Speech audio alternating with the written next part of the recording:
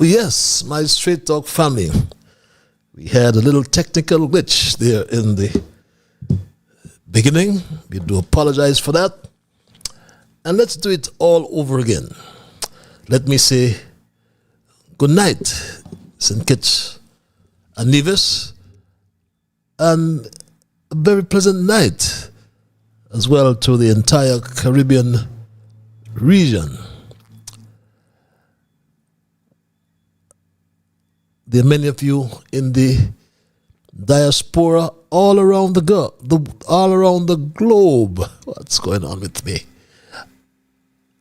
Because we are on the World Wide Web, and we reach and we communicate with you all around the world. Some of you are in the Kittitian division and Caribbean diaspora in Asia. There are some of you in Europe. And there are a whole lot of you all over Africa. And as we are on Africa, I had the opportunity to join some journalists on Proud American Studios. And I did post a trailer of that show as we deal with the persecution of Christians in Nigeria. Happens every day in Nigeria. Over 30 or 50 persons are killed, Christians that is, are killed each day in Nigeria. I was part of trying to bring that out to the world. But for now, let's say good night to a whole lot of you who are in North America. And we do have first-timers, and if we do, welcome, and trust and hope it won't be your last time. We must thank those who continue to share the link. As when you do, we get first-timers. And for the first-timers, just to inform you that Straight Talk is a public service program that facilitates and promotes free, underline free expression on all issues of national interest, be they legal, be they environmental, be they technological, social, economic, and or political issues. On Straight Talk, we do have a forum to express yourselves freely. And on this program, we try as well to raise the level of national, regional, and international consciousness. We try to raise the level of national, regional, and international discourse by alerting our people to their rights, to their responsibilities, and certainly to their obligations. My name is Ian Patches Liebert, and I thank Almighty God for blessing me with yet another opportunity to join you in conversation on yet another occasion. And as your host, I continue to pledge to remain an untiring advocate of truthfulness. As we are all called to be God's prophets, according to that, the words from the lyrics from a favorite hymn of mine. Speaking, we must speak for the truth and right. We must stand for godly justice. We must bring all those evil things to light. We must also seek the courage needed, our high calling to fulfill, that we may all know the blessing of the doing of God's will. So my Straight Talk family, I will hasten to add as usual that on Straight Talk, absolutely nothing is watered down. We don't try to make things more interesting by omission or by exaggeration. On Straight Talk here, we are not about sensationalism, my Straight Talk family. We are not about creating excitement, especially when that comes at the expense of the truth. Because we lead on the facts, as it is my bounden duty at all times to present what I call the unvarnished truth, the plain truth, my Straight Talk family, and nothing else but the truth. Especially when it comes to governance, when it comes to governance and transparency, accountability, wherever you are in the world, because we are joined together with people across the Federation, and we are joined with people in the diaspora around the world. Some we know very well, some we have met, others we do not know, and we may never ever meet physically, that is, because there's so many of you we meet spiritually every Monday and Thursday from 8 to 10 in the PM. And some will agree, some of us will agree, and some will disagree. And that's understandable because we are a different people, and here on Straight Talk we entertain what I call a diversity of views. So some will agree with the positions of truth advanced on Straight Talk, and some will disagree, and that's fine. That's fine, my people. But what will sadden me is if we ever start to become disagreeable. So let's thank Almighty God nonetheless for helping us to understand, oh, how good and how pleasant it is for brethren to dwell together in unity. Let us therefore hope and pray for that day when we will all sing his praise together. So welcome again, my Straight Talk family, and thanks for those who share the link. I must inform the first-timers that Straight Talk is a participative program. And by that I mean we include your calls, we include your emails, and if you're so minded calling, the numbers are on your screens. And if you're like the one who likes, if you're someone who likes the cloak of anonymity, I should say, we give you access via our email platform, and that email address is also on your screens. You heard via Alexa. And today, someone gave me a very good donation. Sure, he wouldn't want me to call his name, but he knows who I'm speaking about, and I'm eternally grateful for that. We still, for those who want to make donations, we still have that code to scan on your screen. Very simple process and very confidential as well. Our special welcome goes at all times to our junior brigade. and understand that that is something it's an imperative. It's something I must do. I must hail young Dwayne. I must hail Tristan, whom I met just last week. I must hail Jasmine. I must hail Shama. I met about 2 weeks ago. Shama doing well, it seems. Saw him speaking publicly, and he was brimming with confidence. I was so proud of that young boy. Kevin, Young Wu, Jamal over there in Anguilla. I haven't heard of you for a long time. Neither Rue Costa in South Carolina. I haven't heard about your grandmother for some time, and hope, Rue, you are still on the honor roll. Travis Travon of Ponds Extension, how are you doing? My grandson Neymar, it's his birthday today. Happy birthday, Neymar. And his good friend Soraya, Elizabeth, and that special lady in St. Louis, Carla, in Sandy Point. Packard's wife asked me to hail him as well. Patricia as well in Sandy Point, a big fan. And the list goes on. I sometimes don't like call names because I forget names and I get myself into trouble. So observations in review is a fixture on this program as well. And we highlight the current issues.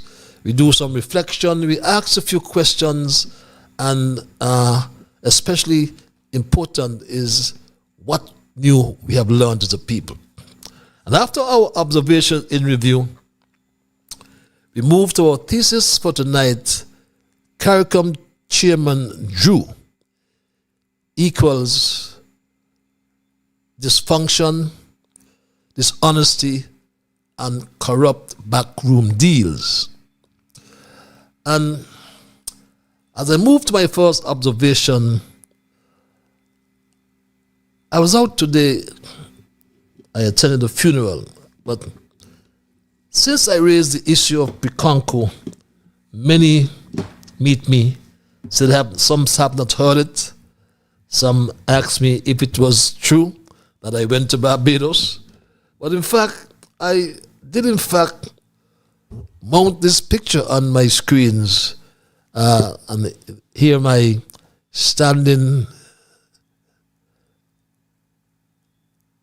and pointing to that Preconco sign at the factory where Terence Drew's press secretary, I think his name is Javon Liburd, who claimed that he visited the factory and he told us that the Bastia High School is on the way. Construction has started. Well, I went to Barbados at my own expense, and my cameraman, who shall always be incognito, took that picture, as you can see from your monitors on the screen. I also went into the factory and confirmed, and I'll reconfirm, that there are no precast panels, there are no piles being made that I saw. The panels that I saw mounted on that flatbed trailer, I confirmed from the shipping detailers with that white tag you see there in my hand, it was for another part in Barbados. So there is no manufacturing of prefab forms or panels or piles or what have you going on in that factory, as the Prime Minister's press secretary reported to us. I also heard Prime Minister Drew said that the Bastia High School will commence in mid-2026. Mid-2026 is June. But remember, they paid some $27 million $27 million advance. And we ask ourselves the question, why would government have to advance Piconco with $27 million? Why? We understand from the CIU, that's the Citizenship by Investment Unit, that was posted on their site, that the Bastille High School is being executed under the public benefit option. And under the public benefit option, the developer is allocated a certain amount of shares from which they will generate the capital to construct the capital asset. Generate the money, I should say, to construct the capital asset. And once it's completed, once it's constructed, they will hand over the asset to the government. The government in the first place would give them the land. And in this case, we understand they handed over some 4 or 5 acres of land over there at the Bastille High School site. And they got exposed. So they are pretending that work is going on. They're doing some excavation, as we see. One tired-looking piece of equipment doing some excavation. We see some rotten, corroded steel on the site, and some building is going up as well. So they have to give us that impression that something is going on. But we know as well that Piconco is a company, as I mentioned before, I need to mention again, it's a company that is synonymous to undeliverables, I call it, and confusion.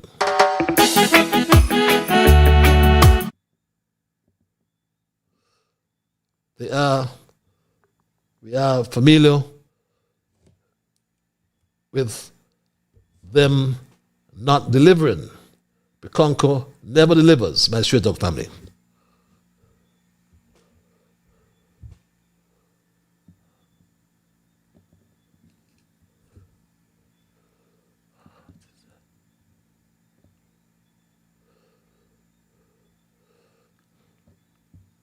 Way that they would like, or have not reached a conclusion. One of those main issues relates to the matter of wages and salaries, which are still under discussion. And unfortunately, in terms of the positions at the table, we've had situations where those positions have changed without any real discussion towards that. One of the principal things the guys are really fed up with is they, in good faith, returned to work the last time they stopped work under the condition that their matters would have been treated as matters of urgency. However, while the officials have worked towards this, the workers strongly believe that the company, in terms of its actions, whether it relates to fully resolving matters of health and safety, resolving matters of wages and salaries, resolving matters of equity and pay, have been lagging in terms of their response, and they do not believe that they should be required to provide services when their conditions remain outstanding and remain outstanding for as long as they have. So my straight talk family, ask anybody in Barbados. Ask around Barbados questions about Piconco, and you will get a mouthful. But Piconco is a company never delivers. So we hold our breath as we listen to Terrence Michael Drew and his close student Jeffrey Hanley about the construction of that new Bastille High School. So that's the observation I want to deal with tonight. I have not forgotten the shipwreck as well. We are following the shipwreck issues, and could you imagine that in the 21st century, what's happening over there at Friars Bay is happening. But we are following that story, and we'll keep you updated on our next program. But that's my observation for tonight, my Straight Talk family. And I wanted to spend some time on the thesis for tonight, which I've titled CARICOM Chairman Jew equals Dysfunction, Dishonesty, and Corrupt Backroom Deals.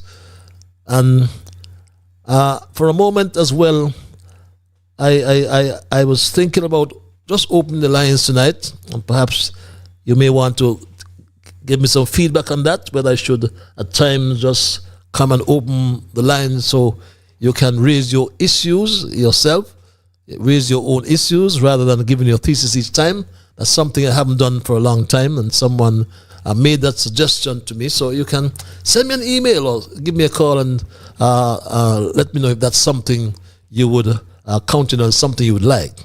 But by semi-annual, or what I call biannual rotation, the Prime Minister of St. Kitts and Nevis, Terence Michael Drew, in January of this year, January 2026, assumed the role of Chairman of the Caribbean Community, CARICOM, which is a regional intergovernmental organization established since July the 4th, 1973. And the objectives were to promote economic integration, foreign policy coordination, and functional cooperation among Caribbean nations. So on July 4th, 1973, the Caribbean Community, CARICOM, was officially formed with the signing of the Treaty of Chaguaramas. And this treaty was signed, as you can glean from your screens, by Barbados, Guyana, Jamaica, and Trinidad and Tobago, making a significant step towards regional integration among the English-speaking nations. So, this intergovernmental body, as I referred to it, has been in existence for some 50, going on to 53 years. But the chairmanship of the organization, it's rotated every 6 months. And our Prime Minister, Terence Drew, got his turn, so to speak, a 6-month period beginning January 2026. But immediately upon becoming chairman of this august body, Terence Michael Drew, like a true St. Peter's actor, you know, St. Peter's are famous for the actors, or even more like a little gladiator, he took control of an RSS aircraft, that's the Regional Security System, RSS aircraft, and he went to visit his colleague heads prior to the 50th regular meeting of the Conference of Heads of Government of CARICOM, which was held under his chairmanship from the 24th to the 27th of January 2006. He went joyriding. But the summit will also be taking place as the CARICOM leaders seek to patch up the differences that have emerged in recent times. Ahead of the summit, the CARICOM chair and host Prime Minister Dr. Terence Drew traveled to all 15 member countries, hoping to ensure full participation by the leaders, as well as allowing for the airing of issues that could be contentious over the next few days. Well, he went visiting his colleagues. So this, so to speak, round robin of issues or round robin of support from the other 14 leaders of CARICOM. He said 15, but the CARICOM is 15, so he went to visit 14 others as a correction. The other 14 leaders of CARICOM was unprecedented, whereby a chairman personally visited each head in order to understand their issues. Ironically, with all that's going on at present, recall that the last country he visited was Trinidad and Tobago. He went to visit Prime Minister Kamala Persad-Bissessar. So she would have told him the issues she had. And she did, prior to her presentation at the conference on January the 25th, I think it was. So the chairman was armed with information. And this period in the life of CARICOM after 52 years, going on 53 years, will be long remembered as a year of dysfunctionality and dishonesty. As of early 2026, CARICOM began navigating a critical period of turbulent times, characterized by shifting global orders, intense geopolitical pressure regarding Venezuela and Cuba, two countries in the Western Hemisphere, two countries in our neighborhood, and the need for economic resilience. The 50th regular meeting of heads of government in February 2026 emphasized the theme, beyond words, action today for a thriving, sustainable CARICOM. And these words, or this theme, highlights, in my view, an urgent demand for cohesive, decisive leadership. We need key leadership to face the challenges and geopolitical pressures in 2026. But very early in CARICOM, there's a split on Venezuela. CARICOM faced internal divisions over this escalated crisis, which followed by the U.S. military action in the region. And some states or member states have broken ranks to align with Washington, challenging the region's traditional unity, my Straight Dog family. U.S. Secretary of State Marco Rubio urged Caribbean nations in February to adopt a new dynamic to fight transnational criminal organizations aimed to draw the region closer amidst competitive global geopolitics. And let's not forget the 4 pillars of our regional integration: economic, foreign policy, human and social development, and security. In terms of security, and as it relates to some of our nations that, like our nation, that depend a lot on the CBI program, and the visit threats that were received by some, and some lost visa access. The European Union, for example, has indicated a hardened position against CBI programs, threatening to suspend visa-free travel.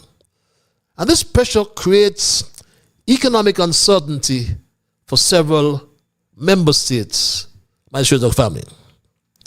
But leadership leadership is important. And the current CARICOM chair, Dr. Terence Drew, Prime Minister of St. Kitts and Nevis, has faced much criticism regarding the clarity and decisiveness of the regional response to these issues, with some observers calling for greater authority and less deflection. The 50th Summit's communique emphasized that fragmentation breeds vulnerability, but togetherness generates resilience, and called for action-oriented and not just diplomatic responses. Some leaders are focusing on strengthening inter-regional trade, enhancing food security, and securing energy transit, particularly as net energy importers face inflation from global volatility. It was very interesting to hear Prime Minister Kamla Prasad said this. I just want to tell you we've been working really hard with the government of the United States and other governments, and that shortly a diplomatic delegation will depart Trinidad and Tobago to go to Venezuela to ensure we get our just share of the oil and gas that we partly own through the NGC. And so whilst we look to safety and security in this sense, we are looking for your safety and security in the economic space, which is very important. We have not forgotten. So again, I want to thank you all for all the love and support. To my constituents, you have never abandoned me. I've been your MP for 30 years. 30 years. And I thank you so much. I just wish there's so much more I would like to do. But I'm only a woman. I'm just a human being. But each day, I will work all I can to ensure not just you here in Superior and Pinal, but throughout our nation, Trinidad and Tobago, together with my ministers, as we come to celebrate 1 year. Can I ask all my MPs and senators to please stand? Because I could not have done it with all of them. Let's give them a round of applause. All MPs and senators, may the good Lord continue to bless each and every one of you and all your families. I thank you all very much. Thank you. Celebrating 1 year in office and thanking her people. But note, Kamla Prasad is going to Venezuela to discuss issues of energy. But the Treaty of Chaguaramas, set out in 1973 to build a stronger, more united nation. So why after more than half a century, we are less united as a region? That's the question we ask tonight. Why? The promise of the Treaty of Chaguaramas was bold. A Caribbean that could transcend its colonial fractures and act as a cohesive economic and political force through the Caribbean community. More than 50 years later, the uncomfortable truth is that the region often feels more fragmented than united, not despite that vision, but in part because of how poorly it has been pursued. At the core is a failure of political will. Caribbean leaders routinely invoke regionalism in speeches, but retreat into narrow nationalism when decisions demand sacrifice. Free movement, a cornerstone of integration, remains inconsistently applied, with citizens still facing bureaucratic suspicion at borders that was supposed to be softened decades ago. Bahamas, for example, have not participated in the free movement, and some of us as well have asked for a stay. Governments sign agreements then quietly undermine them at home to avoid political backlash. Integration has become rhetorical currency rather than a governing principle. The Caribbean is not a uniform bloc. It is a patchwork of microstates with vastly different capacities, vulnerabilities, and economic models. Tourism-heavy economies compete against each other rather than coordinate, driving a race to the bottom in concessions and incentives. Look at us. Here is St. Kitts at Nevis, in Nevis, competing for that tourist dollar. Larger economies dominate decision-making while smaller states feel sidelined. Instead of pooling strength, the region has allowed structural inequality to harden mistrust. External dependence has also quietly eroded unity. The Caribbean remains entangled in relationships with larger powers. The United States, China, the European Union, often negotiating bilaterally rather than as a bloc. And this fracture leverage, when one country cuts its own deal, it weakens the collective bargaining position of all. So the vision of a unified Caribbean voice in global affairs has been repeatedly sacrificed for short-term national gain. Institutional weakness compounds the problem. CARICOM lacks the enforcement mechanisms of more integrated unions like the European Union. Decisions are often non-binding, timelines are elastic, and accountability is minimal. Without supernatural authority or real consequences for non-compliance, agreements drift into irrelevance. But there's a question of leadership, my straight dog family. And leadership has created crises. And one such crisis has to do with the appointment of the CARICOM Secretary General.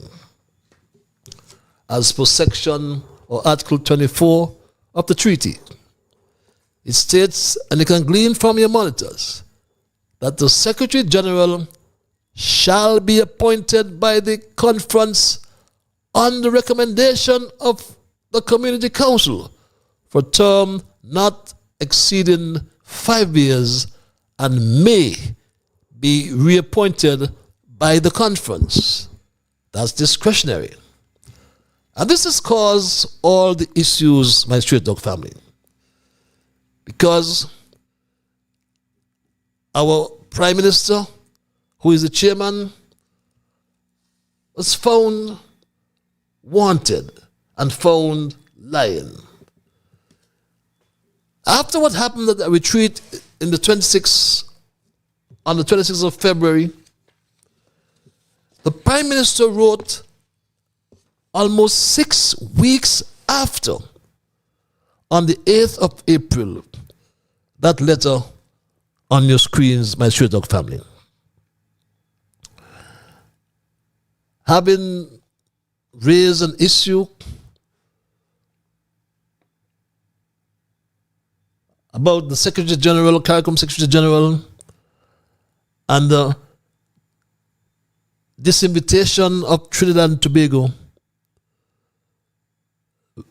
Terence Michael Drew, as chairman, wrote this on the 8th of April 2026, some 6 weeks after the decision was made. And he writes, I write with regard to matters you have raised publicly in relation to the 50th regular meeting of the Conference of Heads of the Caribbean Community, CARICOM, which was held in St. Kitts and Nevis from the 24th to the 27th of February 2006. So my straight dog family, this letter is written 6 weeks after that conference. Let's fast track to paragraph 4, which reads, the program of work for the retreat included the following 2 agenda items of the conference. 1, geopolitical developments, and 2, financing and governance of the community. The latter, which would normally include matters related to finance and operations of the Secretariat, and any other matter any head of government may wish to raise. However, you departed St. Kitts and Nevis on the evening of the first day of the conference, on the 25th of February, before the retreat on the 26th. I considered it important for Trinidad and Tobago to be present at the retreat. So I inquired whether your foreign minister would be able to participate.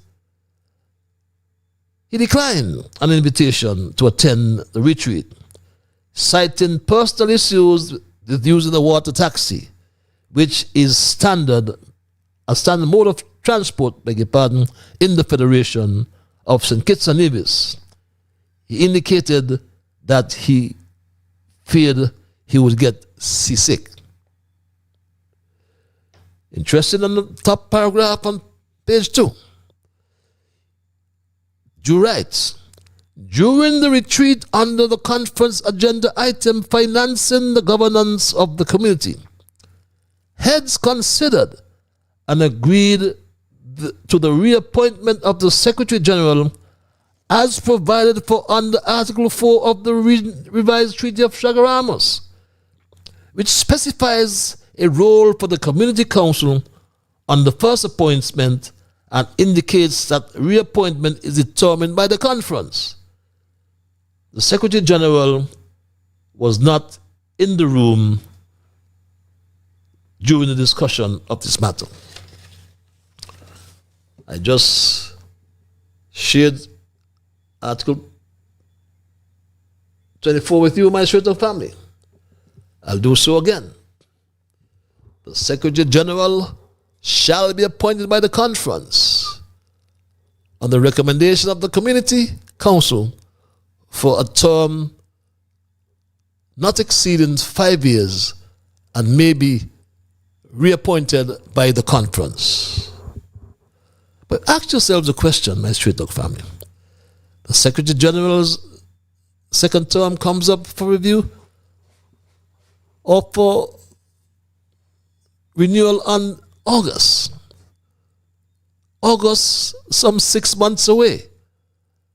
So you ask yourselves the question, why would you allow anyone to convince him to bring that agenda item, sneak that through the back door? Because that's what he did. He sneaked that through the back door. And my Straight Talk family, this has caused all the confusion. You ask why? Because a substantive position as the CARICOM Secretary General, who is a top officer within the Secretariat, why would you sneak that into an agenda that deals with finance, according to Drew? Finance or financing and governance of the community. That should be an agenda item, don't you think, my Straight Talk family? But my Straight Talk family, the tragedy is not that the Treaty of Chaguaramas is naive. It was necessary. The tragedy is that it has been treated as symbolic rather than operational. But leadership like the one we have here in St. Kitts, and now by rotation leads CARICOM, is pathetic. My own Prime Minister has embarrassed all of us as Kittitians and Nevisians. He traveled to every member state but obviously did not get a hold on the issues. And he lied to conceal his incompetence. And I find no comfort in supporting Douglas. Dr. Terence Drew, you are an embarrassment. The whole of St. Kitts and Nevis should be ashamed of you right now. I don't know you. I never met you. I didn't read about you. All I know is that right now, so you lie. And that's no lie. Because everybody knows that you lies. But the lack of transparency in regional governance makes it easy for such accusations to gain traction and credibility in the public eye. But it's not about the chairman, though.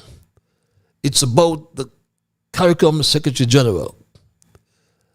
Are these members of CARICOM going to allow a Secretary General's reappointment to mash up the organization? That seems like the way we're heading, my Straight Dog family. And we cannot allow that to happen. Unlike Ambassador Ron Sanders, I think they should all listen to this advice. If I were the Secretary General of CARICOM, and I'm being quite serious here, and this had occurred, I would have resigned. And I would have resigned because I would have said I must not stand in the way of Caribbean integration and the movement forward. And it is clear to me that a senior government and Prime Minister is not in favor of my appointment. Why am I still there? Because it is clear that I will never enjoy her support. And why, therefore, would I put myself in a situation in which I am now the cause of the rift? If I were Carla Barnett, I would resign now, on principle, because she will never have, Kamala Bassad-Bissessar will not attend the meeting if Carla Barnett is at that meeting. Neither will her foreign minister. And I suspect none of our ministers will attend either. So my Straight Talk family, here we are, CARICOM at this crossroad. Should the Secretary General resign? Some say that Prime Minister Drew himself should relinquish his post, although he has 2 more months, May and June. He too must step down. But the lack of transparency in the regional governance makes it easy for such accusations to gain traction and credibility, I say one more time, in the eyes of the public. The CARICOM chairman has been accused of being corrupt and corrupt specifically to his backroom deals. And that's my story tonight, my Straight Dog family, and I'm not going to change it. But where do we go from here? CARICOM is on the rocks, my Straight Dog family. It's 9 o'clock. I'm going to open the lines and entertain your calls and your emails. I anticipate when I do, and I'll do so momentarily, I anticipate that you will respect others. But of course, to achieve that, you must first respect yourselves. Let us try to be fair to all concerned, and let us try to build goodwill and better friendships. Let us ensure that the things we say and or do will be beneficial to all concerned. And my Straight Dog family, in doing and saying those things, let us strive to build a kinder, gentle St. Kitts and Nevis. And just to expose Terence Drew one more time, my Straight Dog family.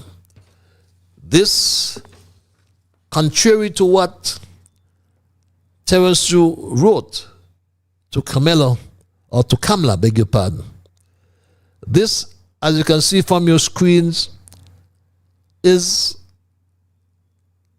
a WhatsApp message sent from the COFCOR, which is the Council of Foreign Ministers, dated the same day of the retreat, Thursday, 26 February. And you can glean from your screens. Carla Barnett, Secretary General, CARICOM. Good morning, foreign ministers, she writes. Chairman Prime Minister Drew has indicated that today will be a heads-only retreat, notwithstanding any indication otherwise. He would like it to remain heads only. He apologizes for any inconvenience. Ministers should therefore remain for the Community Council meeting to complete its work, including those agenda items from the heads agenda, which Community Council is to consider and provide recommendations to heads for adoption. And the current chairman of COFCOR, the Council of Foreign Ministers, is Denzel Douglas. And he, on that same day, just about 45 minutes after this WhatsApp message in their group, Douglas writes, "Distinguished ministers, greetings. We are waiting your arrival to start the Council of Ministers meeting, which we started on Tuesday. We need to complete the agenda. We should have resumed at 9 a.m. today, Thursday. Thanks." And this message is sent 40 minutes after 9 o'clock. So they are late. So this WhatsApp message in itself, in its content, amplifies the lie of Terence Michael Drew. He lied on the foreign minister when his Secretary General is writing that he, Prime Minister Drew, read the first paragraph. Chairman Prime Minister Drew has indicated that today will be a heads-only retreat, notwithstanding any indication otherwise. He would like it to remain heads only. He apologizes for any inconvenience. So why did he tell that blatant lie on the foreign minister when he himself apologized for the inconvenience to the heads of delegation, like Sobers, like the ambassador from Antigua and Barbuda, and the foreign minister from Bahamas? So Drew again has lied. So the lines are open, my Straight Dog family. It's 9:05, and we're taking your calls at this time. The numbers are on your screens. And as I said, we anticipate that you would respect others. And of course, you must, first of all, respect yourselves for us to achieve that myself, my Straight Dog family. And as we hold on for, we look at our emails as well. My Straight Dog family will try to get my emails up as well. It says it's... Oops. But it's some 5 minutes past the 9 o'clock hour, and Kamala is going to Venezuela.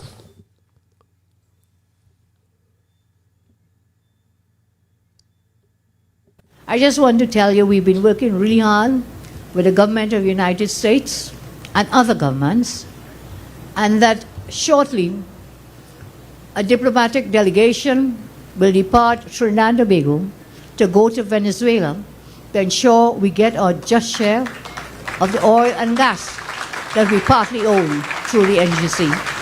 And so whilst we look to safety and security in this sense, We are looking for your safety and security in economic space, which is very important. We have not forgotten. So again, I want to thank you all for all the love and support. To my constituents, you have never abandoned me. I've been your MP for 30 years. 30 years.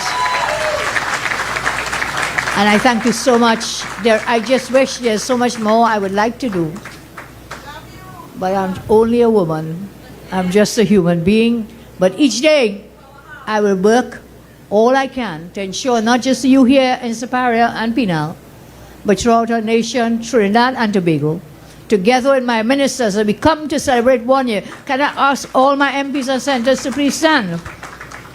Because I could not have done it with all of them. Let's give them a round of applause. All MPs and senators, may the good Lord continue to bless each and every one of you and all your families. I thank you all very much. Thank you. So this email reads, my Straight Dog family, Dear Patches, I hope you're ready for this one, because the nation certainly was. For an entire week, we were told to brace ourselves, and Prime Minister Terence Drew stepped up with the kind of suspense usually reserved for war declarations or medical breakthroughs. Naturally, people expected something bold, something meaningful, something that would finally ease the crushing burden of fuel prices. Instead, after 7 long days of anticipation, we got 97 cents. Yes, 97 cents patches, not $9, not even $5, 97 cents. A whole week of build-up for 97 cents a gallon. At EC $19 plus per gallon, citizens are digging deep just to move from point A to point B. And the grand solution is 97 cents. The kind of money you might overlook in your car console. The kind you don't even bend down to pick up if it drops. Patches, 97 cents. That doesn't change your grocery bill. 97 cents, that doesn't ease taxi fares. 97 cents, that certainly doesn't feel like relief. And let's not forget, even that generous 97 cents doesn't arrive immediately. We had to wait for it. Because apparently, even 97 cents needs a scheduled rollout. Meanwhile, elsewhere in Antigua, governments are taking real steps to cushion their people from global price shocks. No drum roll, no grand announcement, just actual, tangible relief. So I have to ask, was a week-long suspense for the announcement or for the 97 cents? Because if this is what leadership considers meaningful intervention, then the only thing truly reduced is public confidence, reads this email. Bravo, writes this email. CARICOM has never been stronger. Dear Patches, oh, what a spectacular job Prime Minister Terence Drew has done as chairman of CARICOM. Truly, the region has never been better led. Just look at his crowning achievement. Standing in Bassi at the 50th Heads of Government meeting, boldly promising that CARICOM would rush humanitarian aid to Cuba. Powdered milk, medical supplies, solar panels, everything the suffering island needed. Months later, Dr. Drew confidently declared that the mechanism is fully underway. Meanwhile, Brazil, China, and Mexico had delivered actual goods. But obviously, empty promises and vague timelines are far superior to boring old concrete help. Well played, sir. And who would forget the Secretary General reappointment masterclass? A cozy little retreat in Nevis. No proper agenda. Rules quietly bent under the revised treaty. And suddenly, Dr. Carla Barnett gets another 5 years. Trinidad and Tobago responded with formal letters calling the process surreptitious and odious, complained they were sidelined and then skipped the emergency meeting altogether. Nothing screams strong regional unity like one of your biggest members publicly rebelling against the chair while you maintain that everything is running perfectly. Public contradictions, formal letters flying back and forth, and that ever so confident tone assuring us all is well. It's almost as if looking competent is more important than actually being competent. Speeches, outstanding results, and coordination clearly overrated. Thank you, Dr. Joe, for this unforgettable lesson in leadership. The Caribbean is truly blessed. Reads this other email.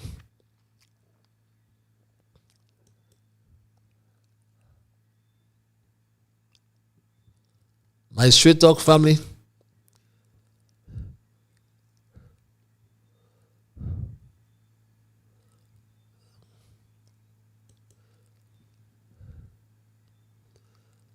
this other email, I'm trying to get it up. Bear with me, my Straight Talk family. What an embarrassment. What a shame. Disgrace, deception, dishonesty, bluff, and misrepresentation. Let's just be honest and call it exactly what it is. To proclaim to the world that St. Kitts and Nevis is the first Caribbean nation to recognize Rastafarian faith in law is one of the biggest lies that has been uttered by Dr. Jew as Prime Minister. Thanks to the Jamaican minister who denounced the false claim and set the record straight. The minister was very diplomatic when she refuted Jew's false claim, albeit her response was clear and obvious. Dr. Jew, you damn lie. I wonder at times why are we paying these several advisors such exorbitant monthly sums of money for misleading the Prime Minister with his erroneous information. I am happy to know, though, that the Caribbean and the world at large are listening and taking note of what is taking place in the Federation. My Straight Talk family, it's 14 past the 9 o'clock hour.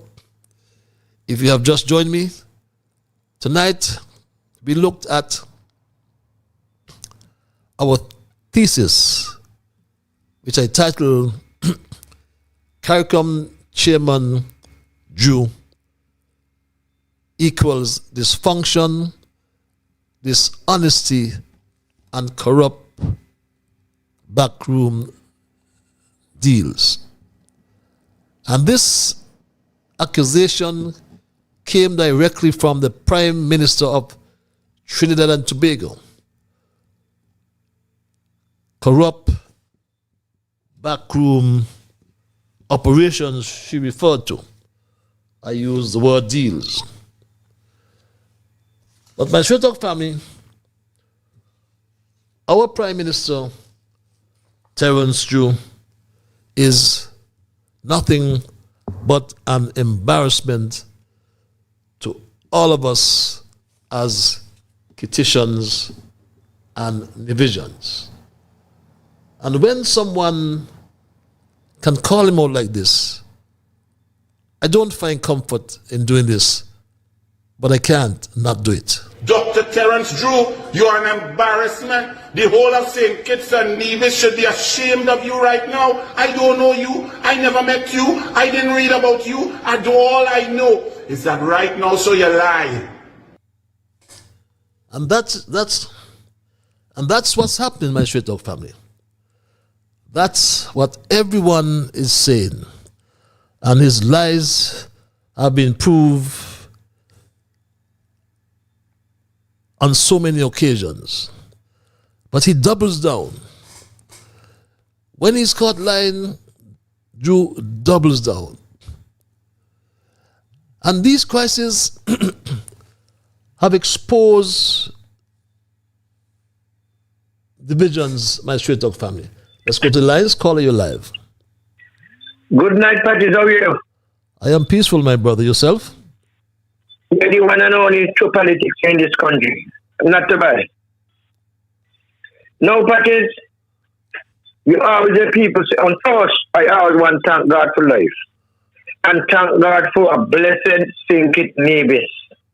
And a country that I feel like we could do better. If we let the right people then, when we go to the poll, to run the affairs of our country. And come to Mr. McMahon, let me vote until we get the right to the people to run our affairs of our country. This is our constitutional rights. Now, Patrice, people always say, all politicians lie. Oh, all politicians lie and all them kind of thing, right? But Dr. Joe come out and show you lie plain to the whole world. You know, he come out and show you like he like to plain. Because Patrice, anytime this man go up on the radio and he prays, you know, the government for what they do. Oh, this is the first time this happened, and the first time the first government, the first Labour government do this, and the first Labour government. That means you what Van Douglas. You what Van Douglas because Douglas was there for 20 years. He mean he. We talk about the Labour Party government and all. He mean he. But first time this happened, first time that happened. And you never hear him praise nothing. That's what happened under the farmer administration in Dr. Simon's time with the unity. Because look at the Port Zante. Look at the Port Zante. That's almost the next village. Look at the Southeast Peninsula under the farmer administration with Dr. Kennedy Simmons. Look at the whole road there. The big stone to come out the hill. You know what he just prayed from him with that? He just continue misleading people, telling you one lie. Yes. I don't talk, but I don't talk, you know, he just continue misleading people. We're telling you that, oh, this is the first time, this is the hospital, this is the first time, this is the first time, that. And you got the hospital, two medical health up there. Every time you got the people complain. In agriculture, this is the first thing, this and this is the first time, that. And the unity government do so much good in agriculture when they were there. Farmers were getting help out. But now agriculture down to nothing. But it's a middle in the politics with Dr. Dudami. Me about my country. And praising up himself. And praising up the party, the Labour Party. This and the Labour Party, that and the Labour Party, that and this is the first time, and this is the first time, that. Ignorance. And people got to come to reality that this man telling too much a lie. But let me give somebody a chance. Thank you very much. Because I'm going to be real. I'm going to be real. Yes, we want you to be real. We want you to be truthful. That's what Straight Talk is all about. I thank this caller for holding. Caller, you're live. Hello, caller. Hi, Patrice. Good night. Hello, my dear. Good night, and how are you? I'm good. I want to ask a question. The road that they dig up in Frigate Bay to go to Fires Bay, isn't the public road? The road is a private road that they digged up? Well, it's been a public access for years, for many, many years, since I was a small boy. I recall that road. So it's a claim as a public road? Well, the public had access to it. It's on private land, but it's a public access. So. It's on private land. Yes, on private but land. Then if they want the people them off of the as they claim private land, their things, when they dig up the road, how are they going to get the things them off of their land? Because no transportation can get there. That is true. And I understand it's a quarter, a mile or whatever where they park the vehicle to go to where they have the shipwreck. Mm-hmm. How they going to get the things out? If they so want them off of their land, why they dig up the road? Let them go and get the things off the place. How are they going to get the things them off? That's wickedness. That's wickedness. And Joe, Sorry, I was saying we shouldn't have been using those sort of tactics in the 21st century in St. Kitts, you know. That is what I'm saying. I mean, you want them, the road is there. Leave the road and make sure they take the things them off of your property. But then when you do that, you block them. How are they going to get the things them off of the property? It need a truck to go and go take the things them up. So how are they going to get them? No, they break the water. The water down there running, and they claim running. They claim that about water, talking about water. I mean, come on, they're human beings. I mean, sometimes when they say they tell us to do something, we hesitate before, but then after we think down the road, I say, okay, let me go and do it. But how are they going to get the things? So they must head them up and 2 ways for the vehicle. And Joe talk Tuesday here and him say nothing about it. The public was using the road all the time. You claim that they have the things there. Digging up the road, how are they going to get the things off of your land? That is the question I'm asking. I mean, no, they didn't see that. When people doing evil, they don't think about long down the road. That's not nice. We will talk to you later. Thank you very much. You made a very important observation about that particular piece of legislation, and I really didn't intend to broach that matter tonight, but I think it's the National Conservation. It's the National Conservation Act, I think it's called. I'm trying to find it. But here's what. Let me go to the lines and I'll get back to that. Caller, thank you for holding your live. Hello, caller. Good night. How is the Bible, man? Good night. Yeah. I have some Bible words going to the Psalm. Yes, my brother. Psalms 121 passage. Mm-hmm. I will lift up my eyes unto the hills. From whence cometh? From whence cometh my help? My help cometh from the Lord. My help cometh from the Lord. Make heaven and earth. Yes. Now, here, Psalms 124. If it not been for the Lord on our side, here is an passage. It is not been the Lord who was on our side.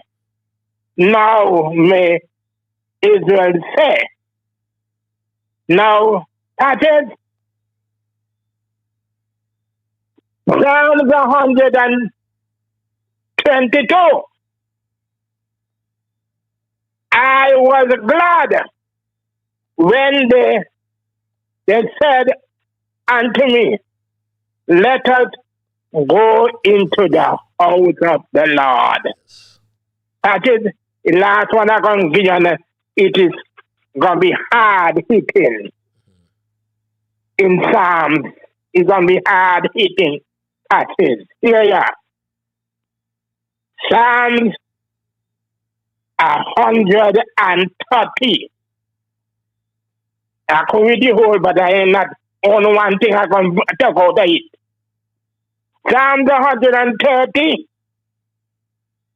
verse 2. If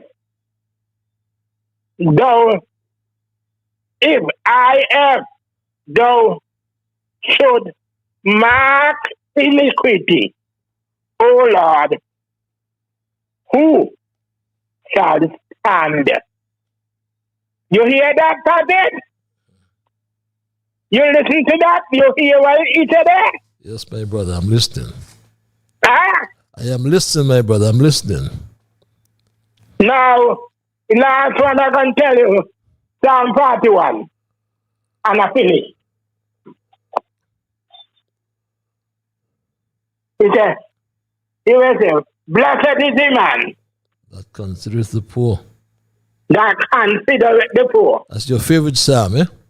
That's my favorite psalm. And I tell you, I'm a preacher, sister. Blessed is the man when you consider it the poor. You don't press them. You don't take what they got. When you consider it the poor. Right? And you don't do them all kind of manner of evil, Mr. Patches. Listen here. I am going to tell you this here. And other people must be ready. Let them go into Colossians and read the whole of Colossians. But I am going in Galatians chapter 6. And from that I close my Bible. Here we say, do not deceive, Galatians chapter 6, verse 7. Do not deceive. God is not mocked. Okay. Whatever amount for it, he shall also reap. That is, you can't plant potato ground and expect to get yam. A potato you can get. You can't plant that in and get Tanya. Okay. A that seed you can get. Okay, my brother.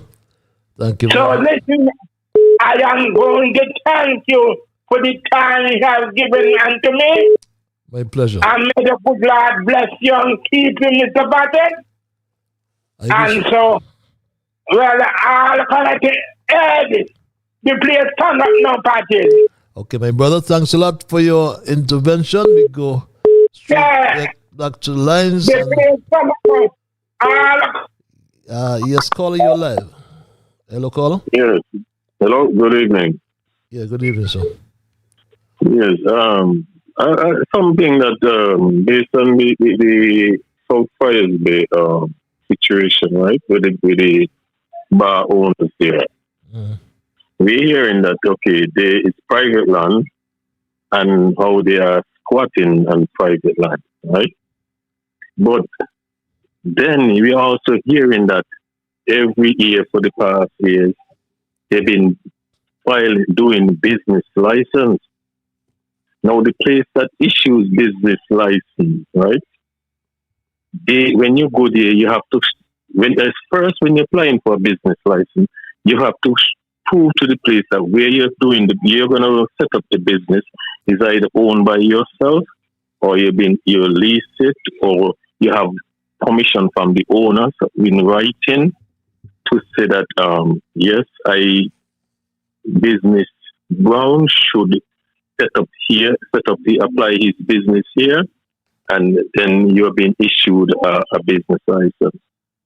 So if that issue that they were in squatting, it means that the place that issues business license, was indulging in this squatting with the business owners, isn't that so? All right, thank you. Okay, my brother. I took that as a rhetorical question. Didn't quite follow you though. But I wanted to, I intended to look at it at some other program, but perhaps it won't harm if you do it now, because there's a National Conservation and Environment Protection Act, Chapter 11.03, revised as of December 31, 2009.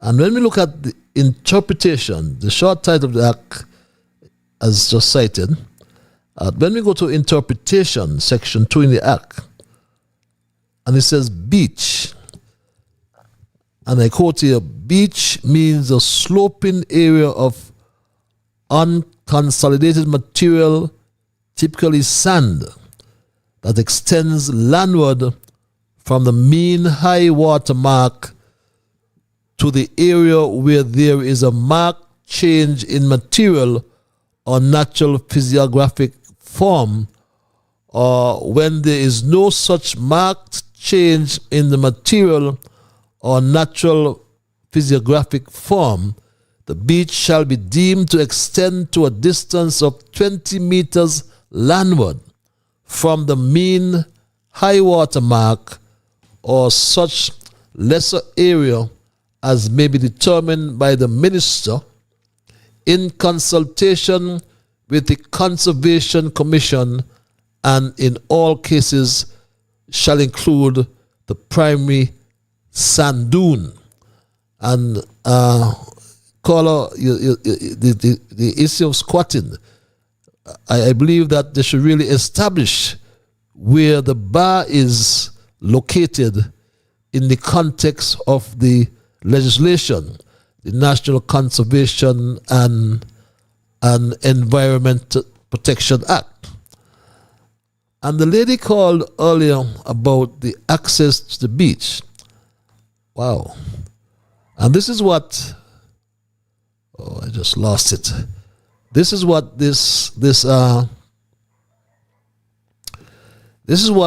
act speaks about in section 28, I think it is. And I'll read the entire section. Part 7, Coast Conservation and Beach Protection. Beach vested in the Crown with public access. Section 28, subsection 1 of the Act reads, and I quote, "It is hereby declared that all rights in and over the beach are vested in the Crown, and the public shall have the right of access and the right to use or enjoy the beach for recreational activities and purposes. There shall be at least one public landward access to every beach in St. Christopher and Nevis. Where there is no public access," this is subsection 3, "traditional public use of a private landward access through an existing private development shall be sufficient grounds for establishing a public right of way over that access solely for the purpose of access to the beach by the public." I want to read it again. Where there is no public access, traditional public use of a private landward access through an existing private development shall be sufficient grounds for establishing a public right of way over that access solely for the purpose of access to the beach by the public. It gets even more interesting here. Subsection 4. Where the only landward access to a beach is through an existing private development, where traditional public use pursuant to subsection 2 has not been by gift, negotiation, contract, purchase, lease, or compulsory acquisition in exchange for other property, interest, or financial exemption, or by such other means as the minister may recommend. Where land is acquired by way of compulsory acquisition for beach access, the Land Acquisition Act Cap 10.08 shall apply in respect of that acquisition. And where a proposed development, hear this one now, where a proposed development, this is 28 subsection 6, where a proposed development is likely to adversely affect the public's right of reasonable access to a beach from the landward side, any development permit issued pursuant to the Development Control and Planning Act, Cap 20.07 or under any other act for that development shall include a condition of development, a landward public access through the development at all reasonable times free of charge. And this is interesting. Let me read it for the last time. Where a proposed development is likely to adversely affect the public's right of reasonable access to a beach from the landward side, any development permit issued pursuant to the Development Control and Planning Act Cap 20.07 or under any other act for that development shall include a condition of development in landward public access through the development at all reasonable times free of charge. And the act spoke to traditional public use. And the lady spoke to that road. There are some roads that be used from time immemorial. And all of a sudden, somebody, fly by night, gets an excavator and digs up the road so there's no access to the beach. That seems to be in contravention with the law. Let the lawyers speak about that. But something has to be wrong with what was done in Friars Bay overnight, a couple days or about a week ago, my straight dog family. But we're not digressing. We are still looking at the CARICOM Secretary General. And what do you think? Sir Ron Sanders, a senior diplomat, senior Caribbean diplomat, made this suggestion.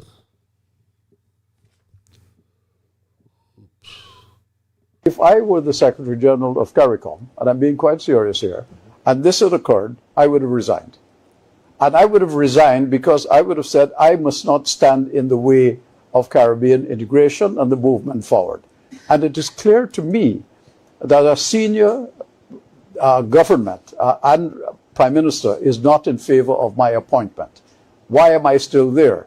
Because it is clear that I will never enjoy her support. And why, therefore, would I put myself in a situation in which I am now the cause of the rift? If I were Carla Barnett, I would resign now, on principle, because she will never have, Kamala Bissett will not attend the meeting if Carla Barnett is at that meeting. Neither will her foreign minister. And I suspect none of our ministers will attend either. So the questions we ask, if or is Carla Barnett, Dr. Carla Barnett, standing in the way of CARICOM or Caribbean integration? Should she resign? Because Trinidad and Tobago was one of the big four. It reminds me that we don't have a veto power here.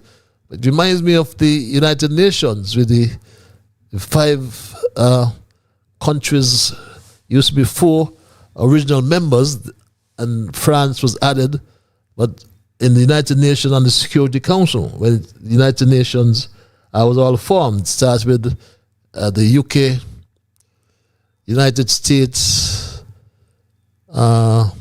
Russia, and China. Am I correct? Yes. And they all have, in addition to France, with France, veto power. But is Carla Barnett, that's a different story.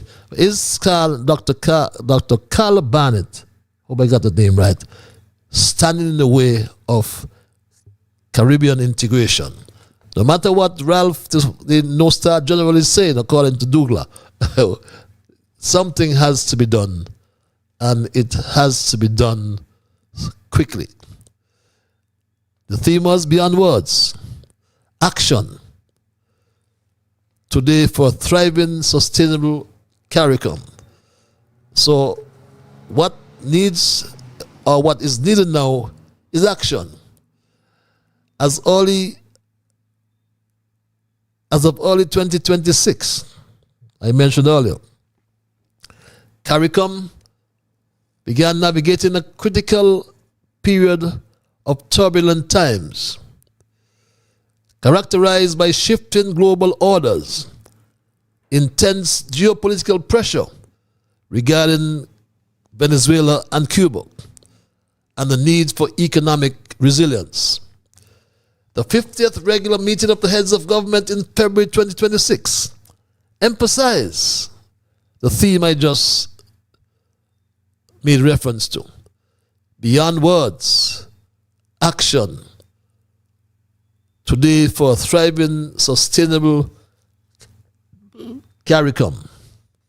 And this, to me, highlights an urgent demand for cohesive, decisive leadership. We are not getting that from our Prime Minister, Terence Michael Joe. We need to adopt a new dynamic to fight transnational criminal organizations. We need to draw the region closer amidst competitive global geopolitics. That's what we need to focus on, my Straight Dog family. The current CARICOM chairman and our Prime Minister, Terence Michael Joe, has faced criticism, and rightly so, because he lacks clarity and decisiveness of the regional response to the issues that confront CARICOM. He lacks authority, my Straight Dog family. And he never answers the questions. To us as clinicians and divisions, he is an embarrassment. When we think of our economic stability, I earlier made mention of the 4 pillars of CARICOM. The 4 pillars on which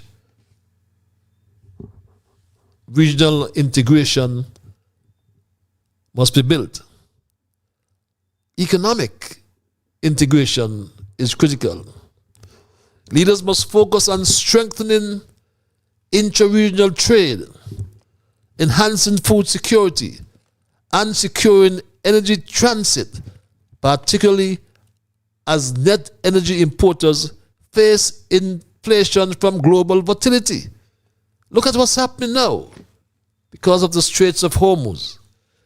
The region's ability to maintain the other question, to maintain its zone of peace status while managing severe external pressures remains a central test for its leadership in 2026. Foreign policy,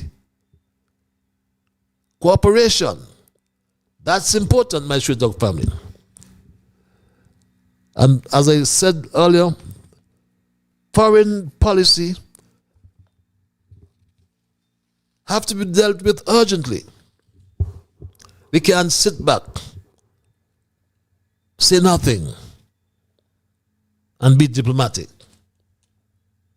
Human and social development, security.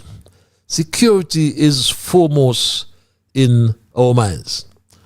And when we look at Cuba, Venezuela has been addressed, but Cuba, my Straight Dog family, whether we like it or not, the issue will have to be addressed, and will be addressed. I am certain, almost certain about that. However you want to interpret that, that's left to you. But the promise of the Treaty of Chaguaramas was bold.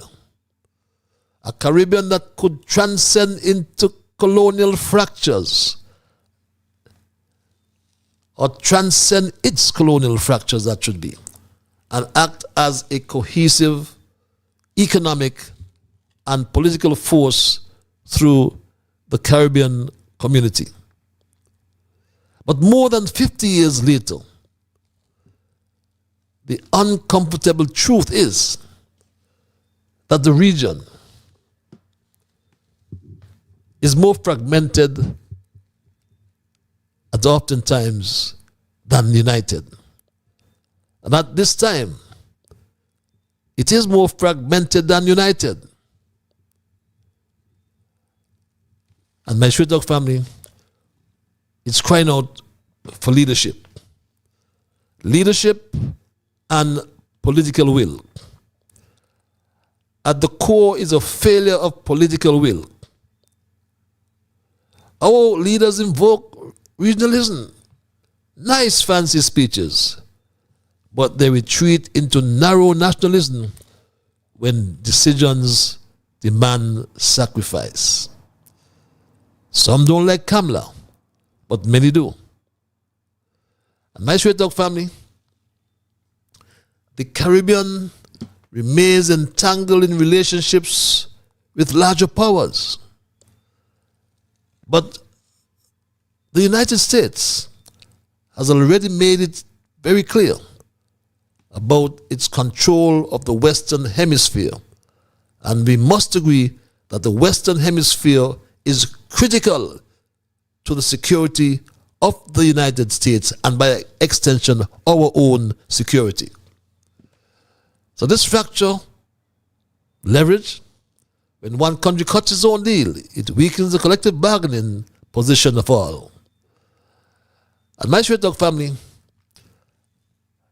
it's 12 before the 10 o'clock hour. And remember that Straight Talk is heard every Monday and Thursday from 8 to 10 in the PM. The Apaches read this email. There's a situation quietly brewing between Mark Brantley and Prime Minister Terence Drew that deserves serious attention because it speaks to a deeper fracture within the Federation. The chatter making its way through political circles suggests that Premier Brantley is increasingly frustrated over the issue of a Taiwanese-backed loan.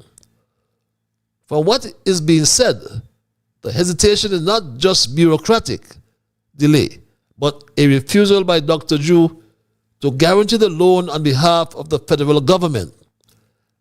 That alone would raise eyebrows, but it becomes more concerning when paired with reports that the Taiwanese side has reservations about Nevis' existing Bamako debt exposure. If true, this places Brantley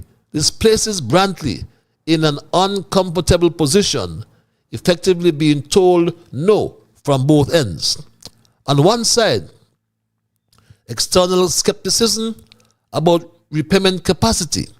On the other, internal reluctance from Bastille to step in and support. The result? Tension, real, visible tension. What we may be witnessing is not just a policy disagreement, but a breakdown in trust between the two administrations. And if that trust continues to erode, it won't stay behind closed doors for long, reads this email. And yes, we know Mark Brantley well, and that won't stay behind closed doors for long. Caller, you're live. Hello, caller. President, good evening. President, good evening to you. I hope you can hear me good tonight. Good evening, my dear. Let's hope nothing goes wrong with the telephone tonight. That's my dimple lady. Are you there? What? Somebody. Okay, I'm hearing you now. You hearing me? Yes, I'm hearing you now. Somebody's playing with your phone, or is it you? It looks like they didn't want me to talk. Now they don't want me to talk. I'm supposed to keep off the radio. I wonder why. I don't know. Don't let them slide you. Don't let them slide you. Oh no! I'm a strong, powerful lady I'm for sure that. Cannot. I hear the Jamaican people even calling for Dr. Fauci to come to Jamaica to check out wholeness. When I go and ask Dr. Fauci, a man in America, so I'm going to ask the Jamaican them, when Fauci reach up there, if they could please send him down here for us to tell our Prime Minister. And they need to have some strong medication for him. Yeah. Because he getting crazier every day. So very please to bring some strong medication for him. And I will let you know who just write his speech for him. If he's the licensed man, if he's his wife, if he's the life. I will let you know if he's the speech for him. They need to do yeah, but he just the only person already. But that's the reason why he get time in the ring. Okay. So please. That's all I want to point out. So I will let you Jamaican then to please send Fauci down here and let you walk with some strong medication for that story pad there or behind things here. Okay. But you have a pleasant good evening. Have a pleasant evening as well. Thank you for your contribution as usual. Patches, read this email. This guy, July, really don't know the importance of a national address. He got this thing as a joke. A national address should outline meaningful changes and things of national interest and importance to our country. All that July said could have been done at his so-called round table or press conference with all the long suspense of announcing a national address. I was thinking that July was going to announce that he's resigning or calling an election. This is what everyone was waiting to hear, so that we can get rid of July and his gang of greedy, worthless vagabonds. Yes, well, oh, I'm sorry. Let me read that again. Patches, this guy, July, really don't know the importance of a national address. He got this thing as a joke. A national address should outline meaningful changes and things of national interest and importance to our country. All that July said could have been done at his so-called round table press conference. With all this long suspense of announcing a national address, I was thinking that July was going to announce that he is resigning or calling an election. This is what everyone was waiting to hear, so that we can get rid of July and his gang of greedy, worthless vagabonds. Yes, we waited in vain for this July, my street dog family. Let's go back to the lines. Caller, it's now 5 before the 10 o'clock hour. You are live. Hello, caller. Patches. Yes. Patches, good night again. Yes, Mr. Patches, that's when we tell people to listen to Straight Talk, you know. Because Straight Talk does bring the real facts of these things, what happened in the Caribbean, what happened in the different parts of the world. Straight Talk bring these things to the people in our little federation here, think it's. And people got to listen to Straight Talk. Because Patches always saying it right now. Maybe these other news media and nothing here. Meaning nothing about these things. And the gentleman who come on and criticize Carl Dr. Joalaya, who you be Patches? He's a senator in Trinidad. He's known, his famous name is Douglas. Oh, Douglas. Okay. His social media name, Douglas. Okay. Okay, all right, okay. Yeah, because this is thing that we people supposed to educate about. And this thing to people supposed to be passed in that is social media. because some of the elderly people don't go up on social media. We don't hear these things on the news items on the radio local station here. Okay. And that's why we got to applaud you with straight talk and applaud Jones and welcome the in the United States of America for calling this program and the lady who calling tonight and different people calling us straight talk parties because we need to get the truth. And only the truth that's why we war like this, you know. Because when we don't give real facts and people be ignorant towards what's going on, you hear a lot of people say, no, this election coming up, they're not going to vote. Oh, me not going to vote, me not going to go this, me not going to go that. Me not tell them, we're not going to vote. This ain't your country. We can't, man, we got to vote until we get the words to the people. You understand? All of us is petition. Oh, come never yet. Timothy, Kelpin already said, no, he's kind of ignorant to hear him. Eh? So let Dr. Joe and the Labour Party mash up the country then. Let them mash it up, destroy the country. Because these guys never yet. These guys are petition and they put up themselves who run in an election. But let me try them now. You got to what different party or whatever. If you don't want to vote to play your vote,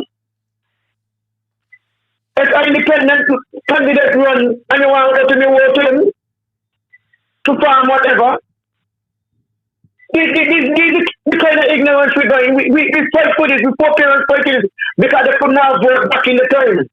And we fight for this and some people, oh, we're not going to vote because all of them are like.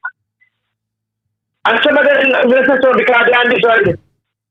The party, the shame over the party in the do. So that's why they're not going to vote. But when election time come and they come break them and tell them that they're going to vote. But is this every country? We got to be real. We got to be real, Patty. We got to be real. Things ain't looking good, and things ain't going good. We're too much alive. And I want to tell the lady good night. The lady from Sunny Point for the calling Calico and mother. I mean grandmother. Auntie. Yes, his auntie. His auntie. Calico and aunt. Yes. I want to tell her good night. I want to hear she voice. That is a wonderful night. God bless you and God bless you. Thanks a lot. I'm humbled by your commendation, my brother.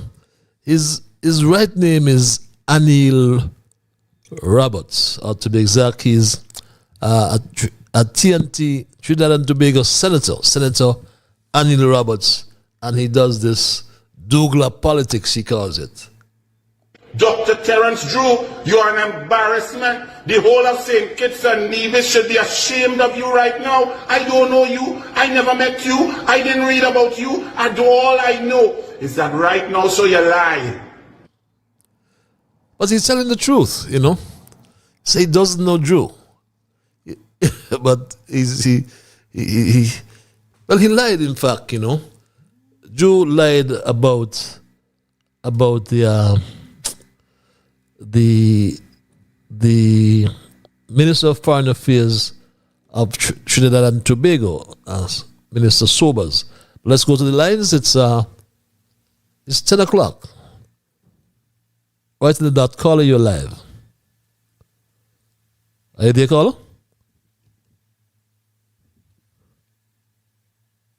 Hello, caller? I seem to have lost that caller. Yes. Well, we're going to wind down tonight's programming. Let's take this caller one more time. Hello, caller, you're live. Okay, Patches, I'm here, man. You can hear me now, man? Good evening, man. How you doing? Yes, I am hearing you loud and clear, my dear brother. I am peaceful. Yourself? Yeah, pretty good, man. Let me quickly acknowledge Mr. Politics there. Patches, it's not looking good that our Prime Minister is being called the L word, a liar. You know, this is going straight to moral character and stuff like that.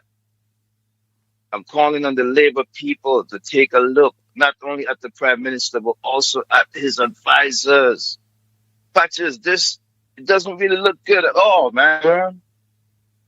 And a change got to be made somewhere along the line. A change got to be made. I would probably just maybe terminate, fire all my advisors at this time. What is these guys really advising the prime minister? How does they see the prime minister at this point? Aren't they looking at what's going on in the regional sphere, especially with that CARICOM stuff? We came out of that 50th meeting there in St. Kitts and look at what the stalemate is being created. You know, and this don't really look good for the prime minister. I'm going to be honest. We can't have a person at the helm being called a liar constantly. That is not a good look. It's not a good look for the whole federation. So somewhere along the line, a change got to take place. If I was the prime minister, is either I would have had to fire my advisors and bring in some new people around me or something like that. Yeah, Patches, the Friars Beach bar situation with that road being dug up, as the lady caller before mentioned, right? And then you went into detailing some of the legal points there. Is that from an act or something like that? Yes, Those the National Conservation and Environment Act. Yes. So what I'm not seeing the lawyers on the ground taking these issues to the court. Man, in the United States, when we see Trump signing all of these executive orders and stuff like that, they're being challenged in the courts. Whether he gets his way or not, they are being challenged in the courts. That's what I want to see happen in St. Kitts Nevis. We got so much lawyers per square mile, and none of them want to take up the work to represent the people. No. The people are like frustrated and stressed out. But some of them don't want to talk up and they don't want to come out when there's a protest because they're scared. The lawyers got to come forward to represent the people. They're the ones that say they went to school and they got all of this knowledge. They got to show that to their citizens and give back to their communities as well. They need to do some pro bono work and that type of stuff as well. But when the legal issues come up, man, the people need representation. So this Friars Beach Bay and those bars over there been a topic for a long time now. But where's the solutions at? I mean, it's not looking good that the government is not monitoring that process. The transition period Patches. Like the lady says, somebody went over there and dug up a road. And how would the people then going to get their stuff off of that property? So the transition should be civil. The government needs to be monitoring that stuff day by day and making sure that transition process goes smoothly. Otherwise, people can get upset with each other. Mm-hmm. And, you know, man, it's not a good look for what I'm seeing. I'm looking in from outside. So I got a good view looking back into St. Kitts and Nevis. And I come here and I try to voice my opinions as much as I can. You know what I mean? Mm-hmm. It's not looking good. The wranglings between St. Kitts and Nevis still exist from when I was a little boy in Cotton Ground. And Destiny, and then you mentioned that Taiwanese loan or whatever for the airport situation in Nevis. You know, there's some chatter around that saying, like what you said tonight. The prime minister got that down there on his desk, and he is not pushing that situation forward for Nevis. So once upon a time, when I hear the slogan, they're blocking the progress for Nevis down in Basse-Terre. Is that still happening? Where is that situation at? Is it still happening? But like that email said, that email that came into you, that wrangling between the prime minister and the premier, it is not going to stay private forever. The premier himself is already showing a lot of frustration. And we got to get past them. We got to get together, man. We got to get united and we got to get past all these wranglings, man. Okay. But the Labour supporters, they're going to probably have to be the one to break their own party. And Labour Party is not the only party that could run Sinkis and Nevis. There is well qualified other people, other individuals. You know, those Labour people really, I observe them, they have an attitude like as if like they're the only party can run Sinkis and Nevis. They've been around for how much of the years they've been around? New people got to come up out of the ashes, new ideas. We need new ideas, new people. They are not the only party and they are not the only individuals that can run Sinkis and Nevis. There are well qualified persons underground and in the diaspora that needs to be given a chance. And I'll leave it there, man. Have a good night. Have a good night as well, my dear brother. This final email reads, "Good night, Mr. Liebert. I want to thank you for everything you come with facts. I listened to Spencer Brand on Tuesday night, bashing July, but he had no facts. When the host asked him certain questions, he said he don't know. He acting as premier, don't even know what Mark received from July. Set of jokers. It's best he asks Mama Brantley, cause she would know better. Set of jokers, Nevis Island Administration reads this email. And those are our emails for tonight as we wind down tonight's programming. One of the things, comments I want to, based on that lady's intervention about the Friars Bay, is one of the things, at least, and our last caller used the word civil. We can do things in a civil manner. And that's a word I would like to borrow from that last caller. And if you look at it in a civil way, then we move to the legislation, the National Conservation and Environment Protection Act. And we look at its interpretation, and let us try to establish whether these beaches or these bars are on the beaches.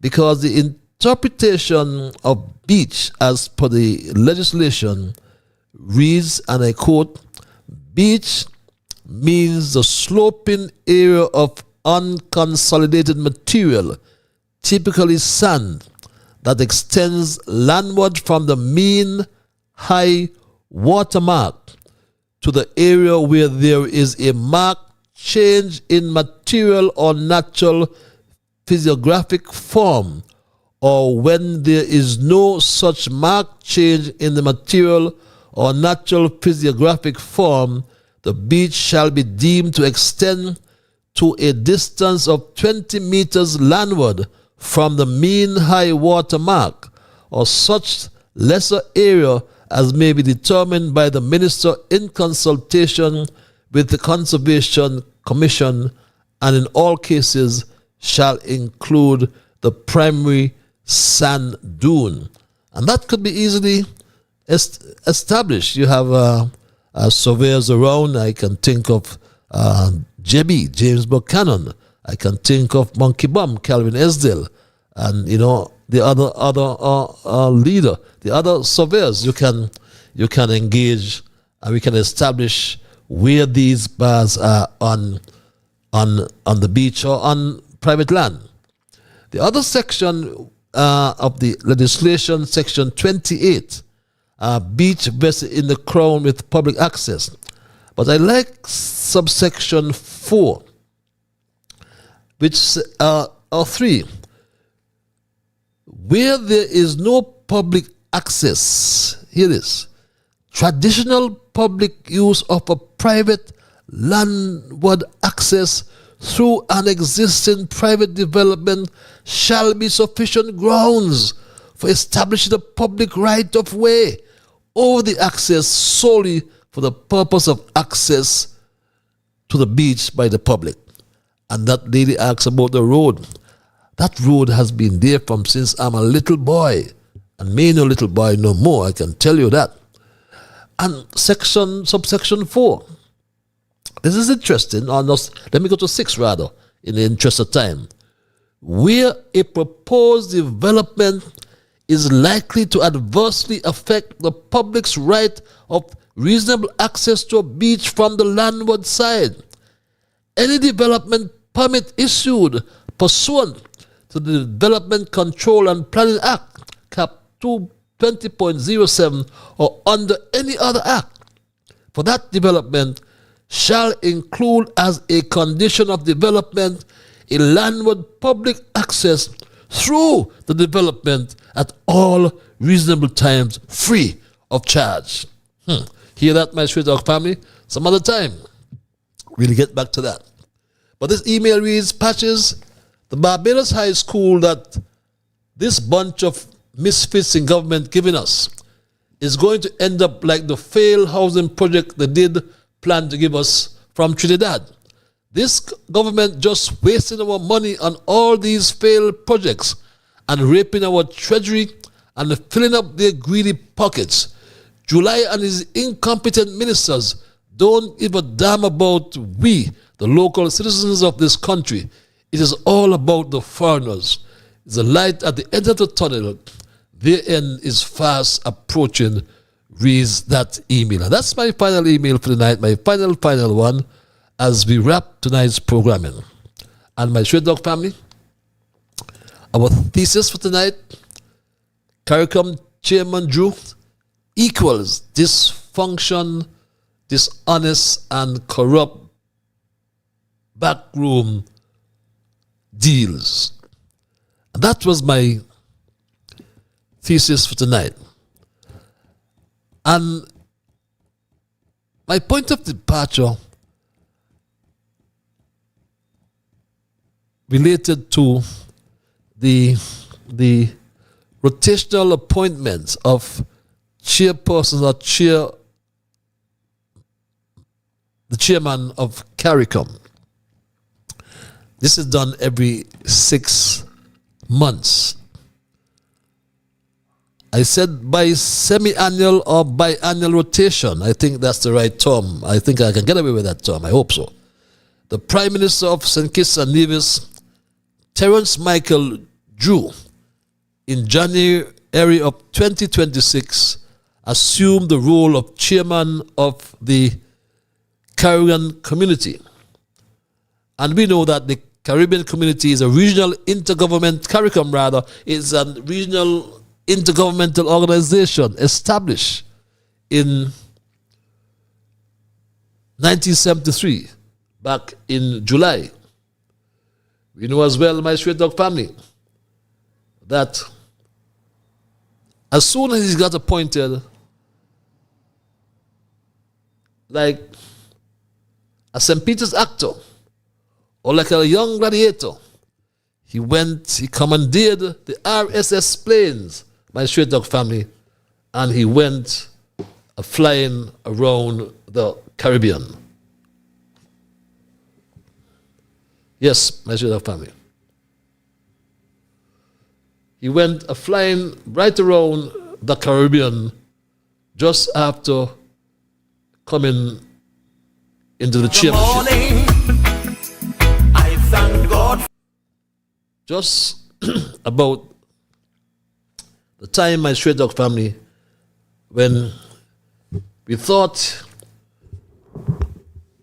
he would come in, take control, and really, my Straight Dog family, try to do a good job.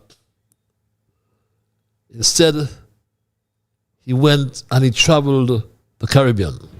But the summit will also be taking place as the CARICOM leaders seek to patch up the differences that have emerged in recent times. Ahead of the summit, the CARICOM chair and host Prime Minister Dr. Terence Drew traveled to all 15 member countries, hoping to ensure full participation by the leaders, as well as allowing for the airing of issues that could be contentious over the next few days. Well, he got full participation, but he had to face some contentious issues, and he never faced them well, my Straight Dog family. And he lied his way out, having written this letter to Kamala some 6 weeks after a decision was made to reappoint Carla Barnett as Secretary General. But Carla Barnett herself proved his lie, my Straight Dog family. Because in this WhatsApp message to the foreign ministers, she wrote, "Good morning, foreign ministers. Chairman Prime Minister Drew has indicated that today will be a heads-only retreat, notwithstanding any indication otherwise. He would like it to remain heads only. He apologized for any inconvenience caused." Then, having said that to the Secretary General, how can he write such a letter, my Straight Dog family? That is why Douglas had to say this about our Prime Minister, and he was right. Dr. Terence Drew, you are an embarrassment. The whole of St. Kitts and Nevis should be ashamed of you right now. I don't know you. I never met you. I didn't read about you. And all I know is that right now, so you lie. Yes, and he spoke for all of us. We are embarrassed by the performance of Drew as the CARICOM chairman. And my Straight Dog family, the Treaty of Chaguaramas set out in 1973 to build a stronger, more united region. So why after more than half a century we are less united as a region? The promise of the Treaty of Chaguaramas was bold. A Caribbean that could transcend its colonial fractures and act as a cohesive economic and political force through the Caribbean community. But more than 50 years later, the uncomfortable truth is that the region often feels more fragmented than united. And not despite that vision, but in part because of how poorly it has been pursued. And my Straight Dog family, at the core is the failure of political will and leaders like Terence Michael Drew. And as I wrap tonight, my Straight Dog family, the vision of a unified Caribbean voice in global affairs has been repeatedly sacrificed for short-term national gain. Finally, my Straight Dog family, finally, until Caribbean leaders are willing to act regionally, even when it's domestically inconvenient, the dream of Chaguaramas will remain exactly that, a dream deferred and not a project fulfilled. The leadership of Terence Michael Drew at this time, his leadership of CARICOM, is pathetic. My own Prime Minister has embarrassed all of us as Kittitians and Nevisians. He traveled to every member state, but obviously did not get a hold. He did not get a grip on the issues, and he lied to conceal his incompetence. The lack of transparency in regional governance make it easy for such accusations to gain traction and credibility in the public eye. The only thing left to be done is for Dr. Carla Barnett, sadly, resign. If I were the Secretary General of CARICOM, and I'm being quite serious here, and this had occurred, I would have resigned. And I would have resigned because I would have said I must not stand in the way of Caribbean integration and the movement forward. And it is clear to me that a senior government and Prime Minister is not in favor of my appointment. Why am I still there? Because it is clear that I will never enjoy her support. And why, therefore, would I put myself in a situation in which I am now the cause of the rift? If I were Carla Barnett, I would resign now, on principle, because she will never have, Kamala Bissat-Bissessar will not attend the meeting if Carla Barnett is at that meeting. Neither will her foreign minister. And I suspect none of our ministers will attend either. Well, Carla Barnett, you have a choice. Resign or stand in the way of CARICOM integration and CARICOM moving forward.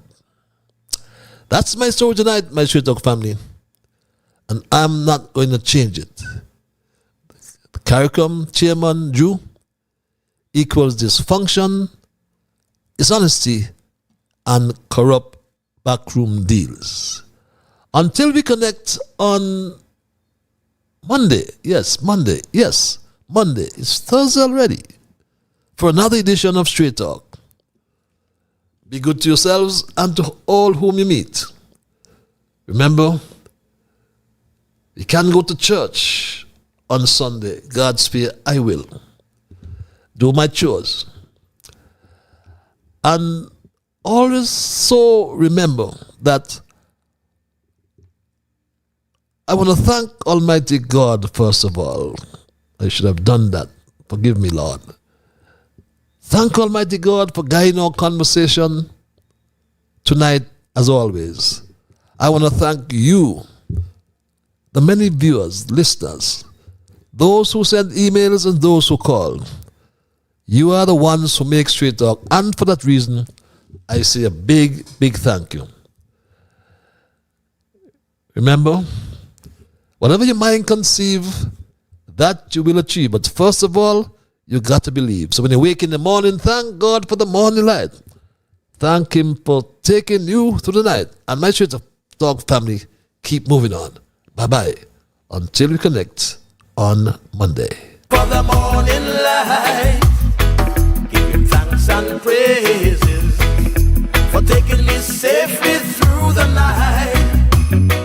For the rest of food and loving care, and for my mother's breath of life that's got me here. So whatever my mind conceive that I will achieve, you better believe, because I do the things I should, be to my brethren kind and good, the best I could. So I'll keep moving on, I won't stop now. I'll keep moving on till I reach the top somehow.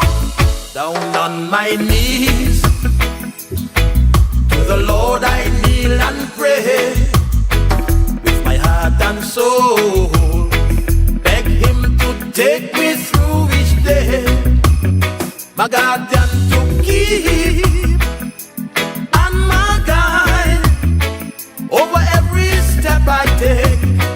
He will preside.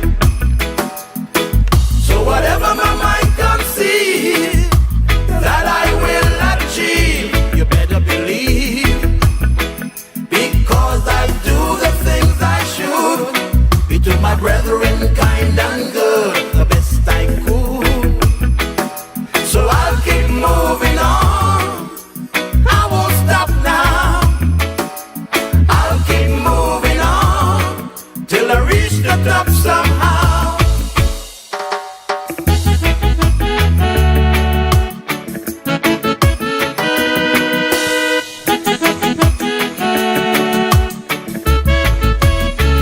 Now I'm on my way, with strength and courage from above.